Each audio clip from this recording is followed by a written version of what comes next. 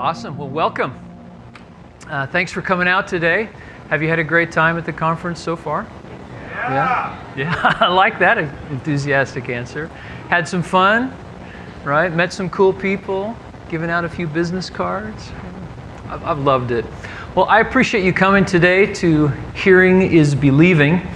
I'm Chance Thomas. For those who I haven't met yet, I'm the Vice President of Creative Development for HUGEsound. My personal areas of expertise are music composition and audio project design and management. And that is what The Void asked me to do for their first public experience that they released earlier this year at the TED conference. So how many of you have experienced The Void firsthand? What did you think? Well, it was good, actually. It was good, actually. Which one did you do? Ghostbusters. The Ghostbusters in Times Square? Yeah. I think it was kind of short. Like, you start immersing, but then it ended. So you wanted to keep going, Yeah, right? overall it was good. All right. Somebody else?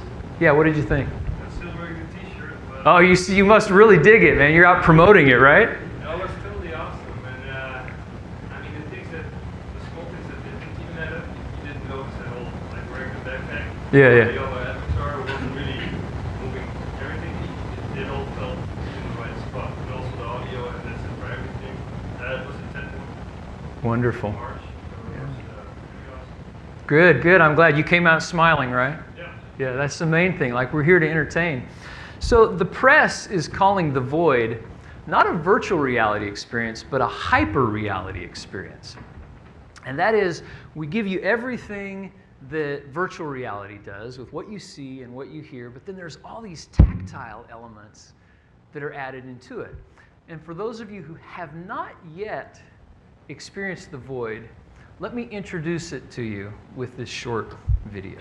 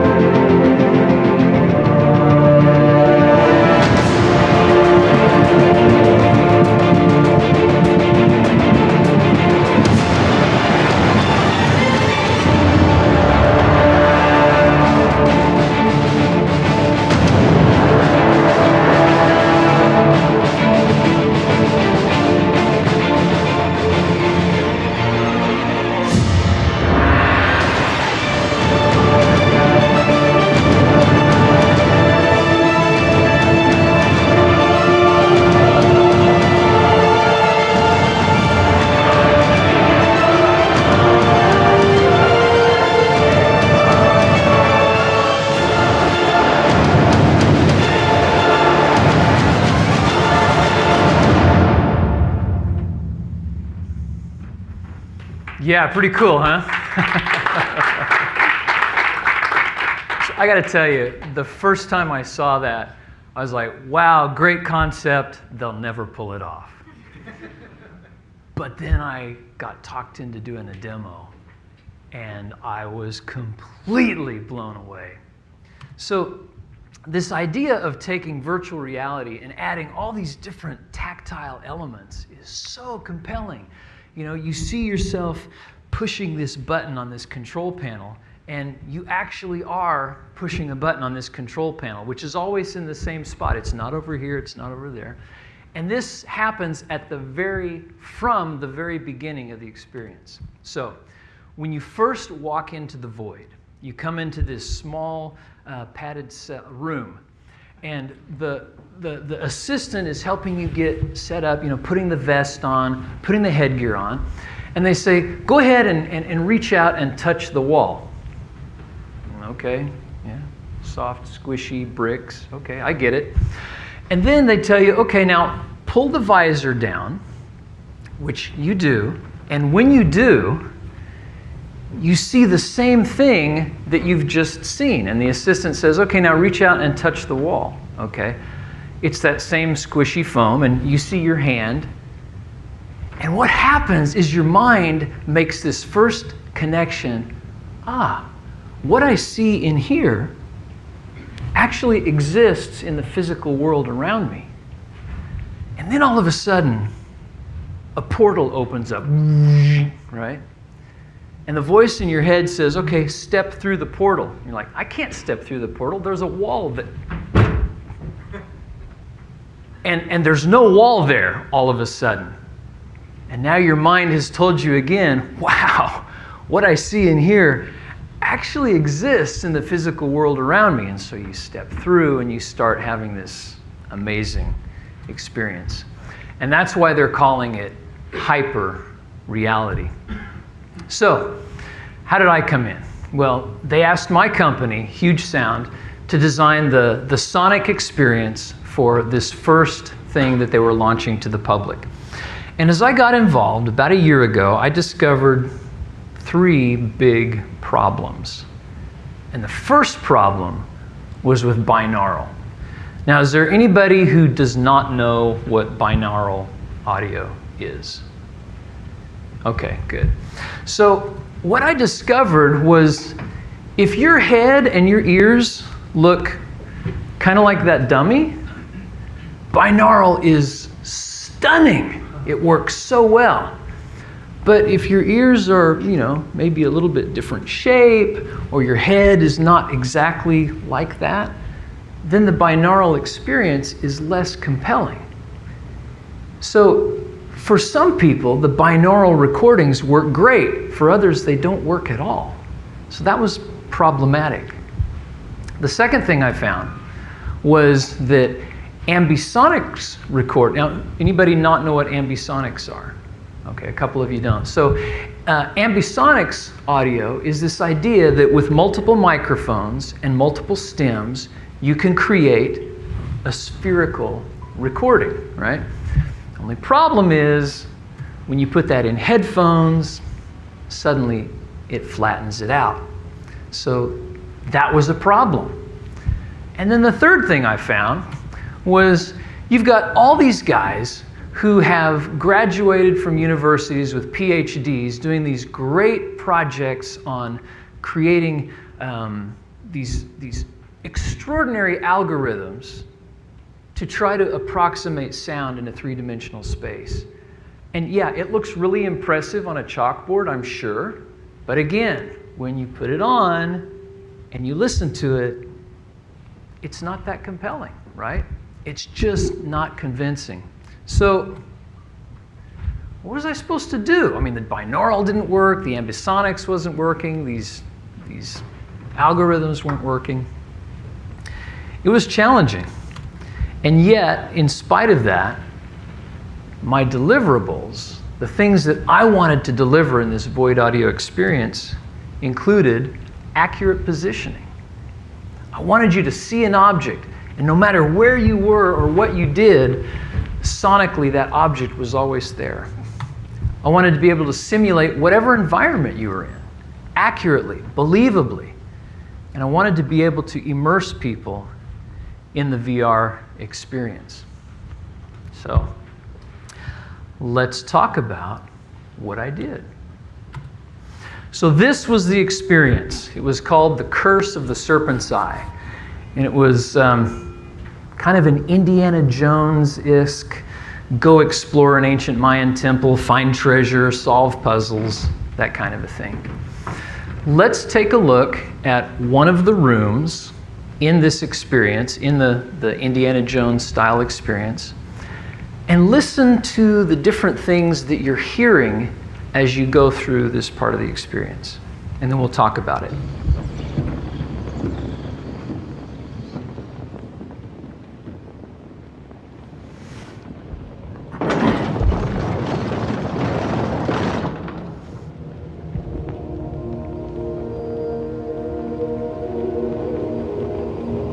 The mother goddess Coatlicue looks down on the battle between her two sons. There's something unusual about the representation of their symbols of power. The gems represent the choice of mortals between the two gods.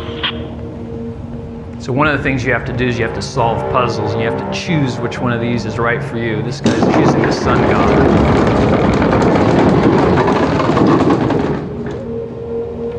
Because basically you're stuck in this room until you figure out how to get out of it.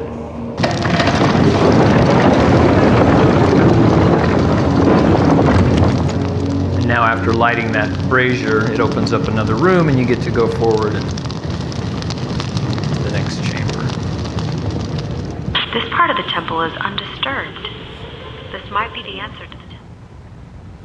Cool. So, what did you hear? Non-diegetic speech, giving you instruction. That's right, non-diegetic speech. What else did you hear? Diegetic sounds, and then it sounds like I wasn't sure if it was just a stereo background score, something more subtle, or if that was music too. Right, a little bit of music, some sounds. Anything else? So, surprise, surprise, the audio content involves sound, music, and voice. Right? Just like every other form of media we've all worked in. But the difference is, for a VR experience, the difference is in how we render it and how we deliver it to the headphones, right? What I found was there is no single solution. I sort of settled on a multi-part approach to delivering audio for the Void. I put some things in the game engine itself. I also used a 3D audio plugin for the things that did well. And frankly, we pre-rendered some stuff and implemented it that way because it added to the coolness and the larger-than-life kind of feel we were after. So let's look at what each of those were. Let's start with the game engine. We used Unity for the Void. And honestly, Unity's audio section is pretty good. So the thing that we used Unity for was if we had a sound source that was static, it wasn't going to move around. I mean, we could move around, right? But the sound source was always going to be from that spot. For example, you know, the door that came up, it's always going to be right here. The door's not going to move around. It's always going to be here. When you push down on the hand, when you light the flame, when the idle turns, all those things were implemented in Unity because it does an excellent job of x-axis and z-axis positioning. So Unity worked great for that kind of stuff. What did we use the 3D plugin for? First of all, we used 3Dception, which worked really well. It's since been bought by Facebook, so it's off the market. But it was on the market a year ago when we used it. What did we put in that? If you have a sound source that's moving around, 3Dception, and I think in general 3D audio plugins work great for that. For example, we had a torch, right? The people who go through, they can pick up a torch. And think about this. The torch can move around, and the person can move around. So you need that's where that sophisticated math comes in, right? Tracking your position and what you're facing and keeping track of this torch and where it's going, that's complex stuff. And 3D audio plugins do a really good job of that high-end math. So we use that for the torch. We also used it to simulate the room geometry. So you know kind of the size and the complexion of the room that you're in. how close you are to a wall, what the wall is made of. Again, I think these plugins do a great job of that kind of stuff. So that's what we used it for. And then, like I said, for the third component, we pre-rendered some things. And for that, we just used Pro Tools, right? We mixed it until it sounded really cool, and then we added that into the game. We used the pre-rendering to extend the spatialization that we lost, right? When the thing kind of gets compressed down in a headphone, and to improve the power of our effects. We also use it for things like room tone and for the music. The video cut off a little bit early, but one of the cool things we did when you go into that last room, did you see the spiders on the wall, right? So you didn't really hear it, but there's this creepy sound that comes up. Right? So we started it kind of down here by your hip, brought it across your back and over your right shoulder. And it didn't matter what way you were facing, right? That effect always worked, and people would come in and they go, ugh, right? You know, they kind of lift their shoulders up. So there are certain things, certain effects that we want to do that pre-rendering works better than any of these software solutions. All right. So, and then the reverbs, right? So how many of you have listened to one of these 3D audio tools and listened to how it simulates a room? It's not that good. So I think until it gets great, a 480L is always going to sound better than a 3D audio plugin. So we use a lot of reverbs pre-rendered. All right, let's go to another part of this experience and listen to some things that we did there, and then I'll tell you again how we use those three tools. This is an earlier part of the experience when you've just gone through the portal and you're just starting to explore.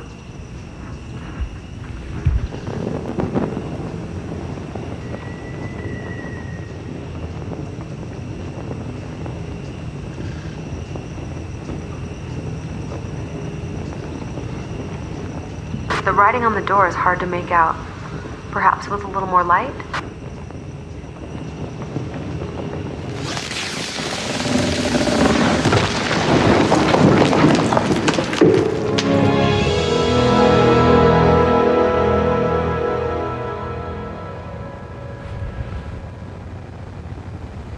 So, what did we put in the game engine?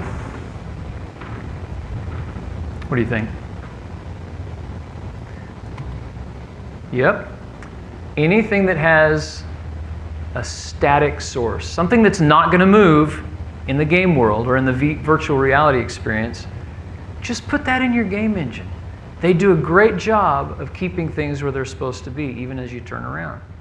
So like the flame, when it lights up, let's say you're there lighting the torch, your friend is over here, you know, pulling on the vines or whatever.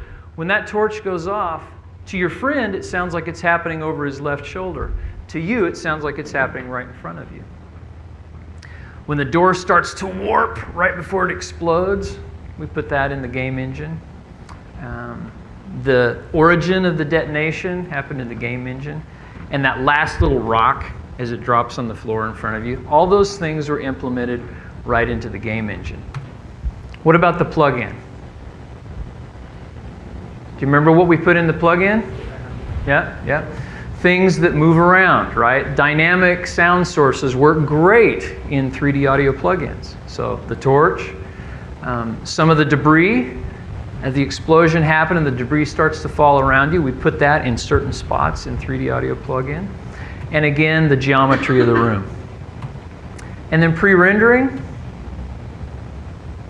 some elements of the explosion. We had everything together and it didn't quite sound cool enough. So then we pre-rendered some stuff to make it kind of do this in your head, right? And scatter things all over. It didn't matter where you were looking. We just wanted it to feel like it was all encompassing and all around you. So the idea is that as people go through these virtual reality experiences, they're stuck with headphones on, right?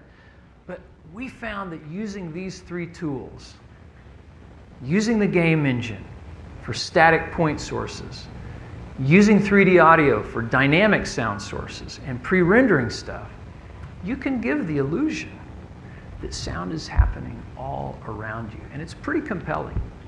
So let's do a little post-mortem. And I'll tell you how I think we did. One of our goals, our first goal, was accurate positioning. So let's talk about the x-axis. You remember geometry? Yeah, I have nightmares about that too. So x-axis, right? It's the stuff that goes left and right. This works great. I mean, it's fantastic. And even the z-axis stuff, you know, front and back, so well. When you walk through that portal and it goes around you, you hear it literally go whoosh, wrap around you. Very compelling. When you take the torch and you move it around like this and it sounds like it's over here, now it sounds like it's over here, so good. So thumbs up for X and Z axis stuff. Let's talk about the Y axis, all right, up and down. I thought it was great at first because I would take the torch and I go, yeah, it sounds like it's up. Whoa, it sounds like it's down. And then I closed my eyes and I tried it, and it kind of always sounded like it was here. So I'm like, ugh. So we're not quite there yet on really compelling y-axis content. So it's like, the y-axis is okay, but not great, right? I love that picture. So overall, for positioning, I'd give us an A- on the void. Again, the X and Z stuff is fantastic. The Y, not so much. What about simulating an environment? So let's talk about the environment that happened when the door exploded. The first thing we have to do is the position of the door. No matter where you are, it has to feel like the sound is emanating from wherever the door is. Then the explosion has to feel like it's enveloping you all around. And then we wanted to have the debris sound like it was dispersing in that small stone-filled room. Well, using those three approaches, right? The game engine for the stuff that doesn't move, the 3D audio for the stuff that does move, and the pre-rendered things for making it just sound cool. I thought it simulated that in a stunning way. You would see people, you know, literally stumble backwards. And there is one other thing that helped with that. With the void, you wear a haptic vest. So when this thing explodes, it literally, you feel the rocks pounding against you. And if you turn around, can we fix that? Is this mic on? No. When you turn around, you feel it pounding on you behind. It's very compelling. So we simulated the environment really well. The third goal was to immerse people in the experience. Now, think back to this throne room. Do you remember the things that we did to try to immerse people in the experience? What were some of the things you remember hearing? Fire? Right? You can hear the stones grinding and rotating against each other. The overall room tone. As you watch that, what brought you into a feeling of antiquity? Who said that? The music, yeah. And in that second room that I showed you, as you completed the puzzle and the door exploded, do you remember what you heard right after that? Yeah? Little musical cadence, right? We found that without music, the whole thing felt a little sterile. But when we added music, suddenly there was a place of, it felt like you were in a time in history. It conjured up emotions. And I want to talk to you about something that we did with that cadence, that simple cadence. Once you solve the puzzle, da, da, right? So easy for a composer. I want to show you some of the things we did under the hood to deliver this feeling of, oh, I'm here now. I'm now going to venture forth and explore some more. First of all, when the cadence happens, it starts in mono and then spreads to stereo. Okay, cool. Well, not only that, but we start with the low end, with the high end rolled off. And as the cadence unfolds, we raise we raise that shelf, which has an effect in the headphones of taking the music from here and lifting it. So we accentuated that by starting off with full bass and then rolling it off as the high shelf raised, the low shelf went down, which raises it even more in your headphones. And finally, we started it dry, and then as the cadence unfolded, we sent the music into delays and then sent those delays into reverb. So the overall effect as you're listening in your headphones is the music starts inside of you. It seems to start like down in your chest, right? And then it raises up and it goes out. And it's a subtle thing, but it draws you forward. It's like, it's one more way in which your brain tells you what's happening inside of you is also existing outside of you. So we felt like the immersion in the experience was also quite exceptional. So my audio friends and those who want to put compelling audio in your virtual reality experiences, I submit to you that there is no one-size-fits-all solution. I think we have to use all the tools available to us in our toolkit to deliver compelling audio.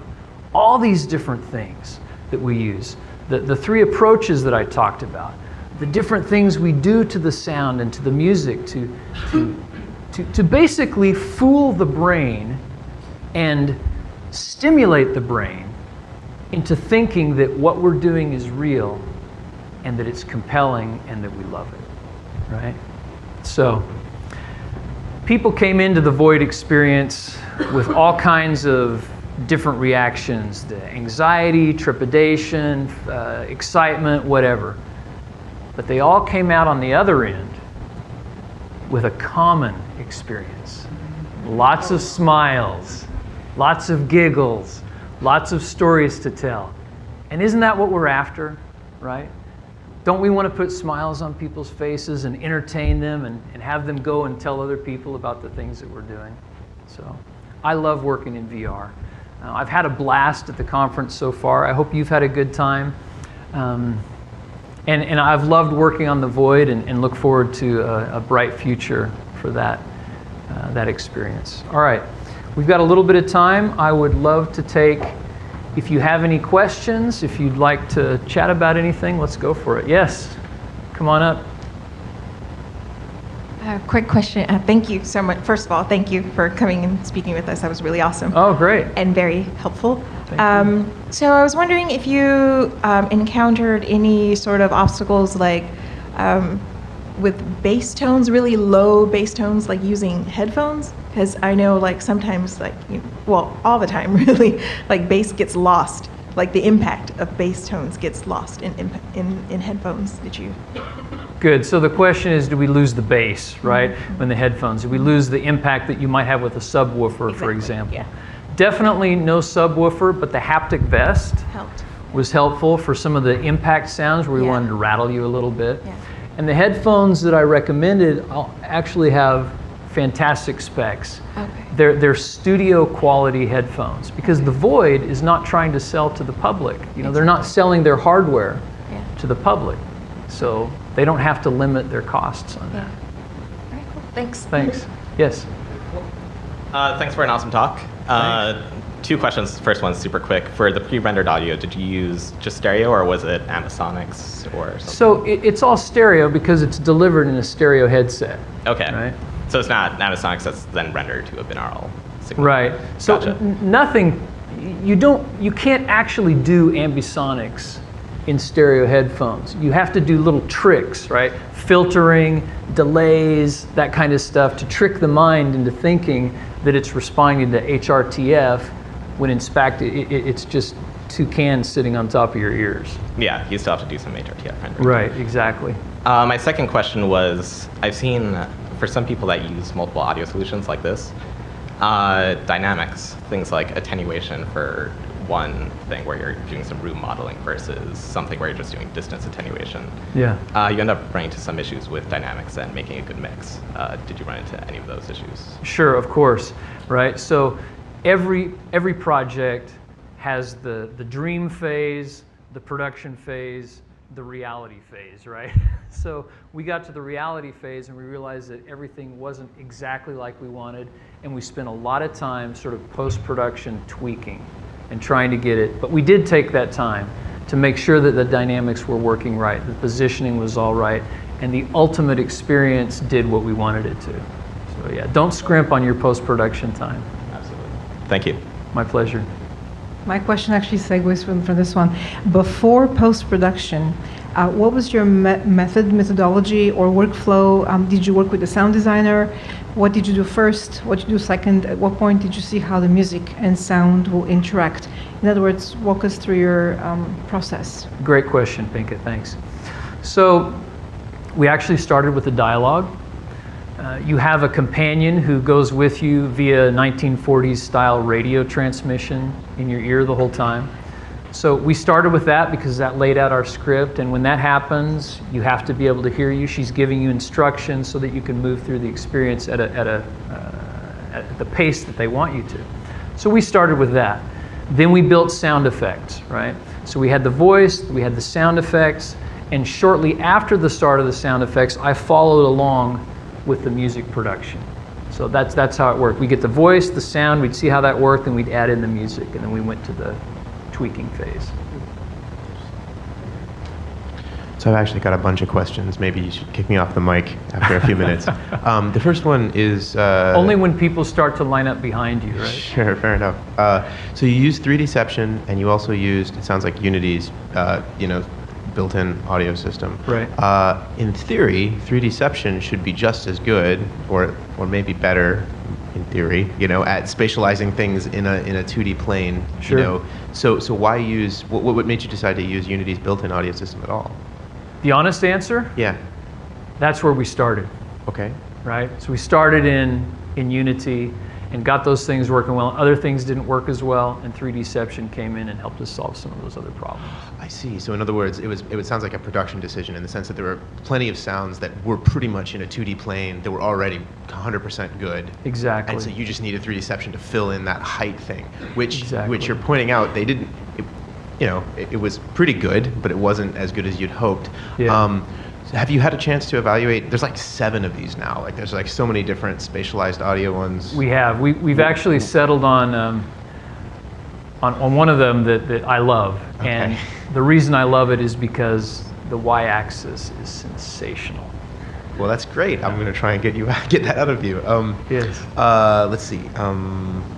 As far as the pre-rendered stuff, I just want to make sure that I understood you correctly. It sounds like you were actually layering a number of different approaches together. Like, let's say, for example, just for the sake of simplicity, you were just using 3Dception to do some spatialized audio, but it just wasn't cool enough, and so you also have like an additional pre-rendered stereo that just, it's sort of it sounded like a backing layer of sorts that sort of sweetened everything and made it sound cooler. That's actually a great way to describe it. We sweetened with pre-rendering. Yeah. Okay, very cool. And then another term you used that I don't think I understand entirely is you're talking about room tone and sort of reverbs. And if I understood you correctly, you basically said that 3Dception's reverb was not very good in general.